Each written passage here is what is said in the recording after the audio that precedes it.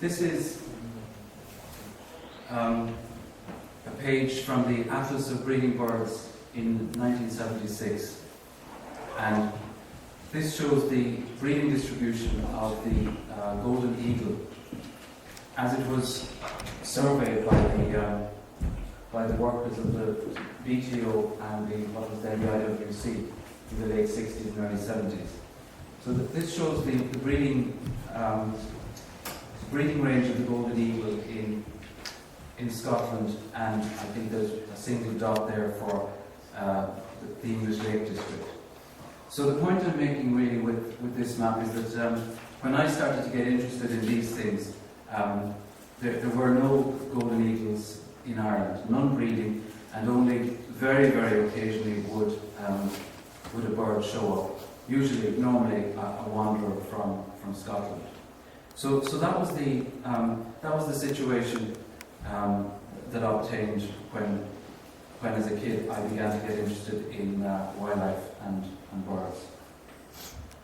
And just again, sticking to the personal, these are the pages from the Observer's Book of Birds, which was my first bird book. And these pages show 2 eagle species. And this is significant for what I'll have to say this evening. So when we look at the history of eagles in these islands, we're talking not just about the golden eagle, but also about the white-tailed or the sea eagle. And appropriately enough, the white-tailed eagle has a white tail, which you can see there. There is, incidentally, while we're on it, there is the possibility of a little bit of confusion because the immature plumage of the golden eagle also has a white tail, but it has a dark terminal band. So just to clear out a little bit of confusion here about white tails, the sea eagle acquires the white tail as it reaches sexual maturity after about its 4th year.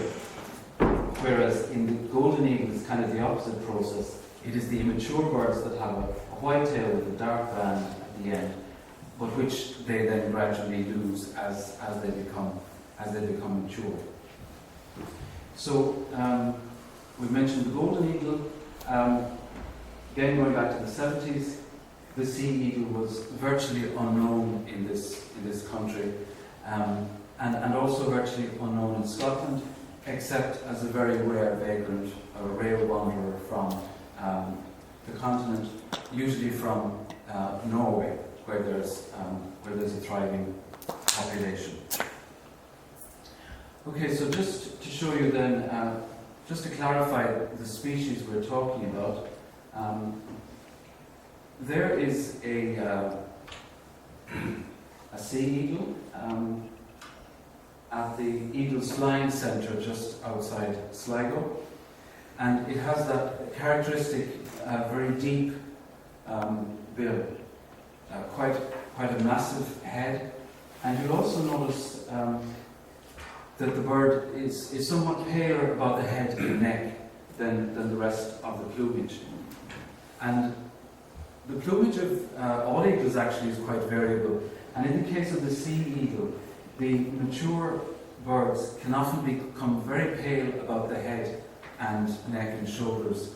And I recall seeing one on a nest in Norway a good many years ago, and it was as if you had poured custard over the head and shoulders of this bird. It was so pale and so yellow. And when we go back to folklore and to references to eagles in travel literature and so on, people often contrast the paler colour of the sea eagle with the darker colour of the golden eagle. One of the old cliff men in North Mayo, when he was describing the eagles that used to frequent the cliffs, he said, well, our eagles are grey, they're grey like a goose, not like the black eagles that come down from the mountains of Cork and Bangor. So there is that distinction. And this matured eagle as well you'll notice has the white tail. At the same place, the Eagle's Flying Centre outside Sligo, they also incidentally have a bald eagle, an American bald eagle.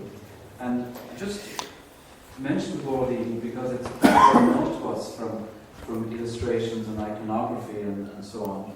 And in fact, the bald eagle is the New World equivalent of the sea eagle. And like the Eurasian sea eagle, the bald eagle has that distinctive, very, very deep and powerful, massive bill.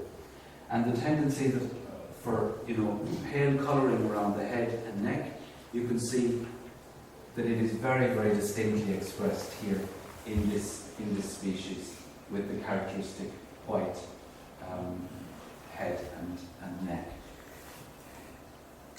Okay, just then by way of contrast, here's the other species, the golden eagle. It often appears much darker.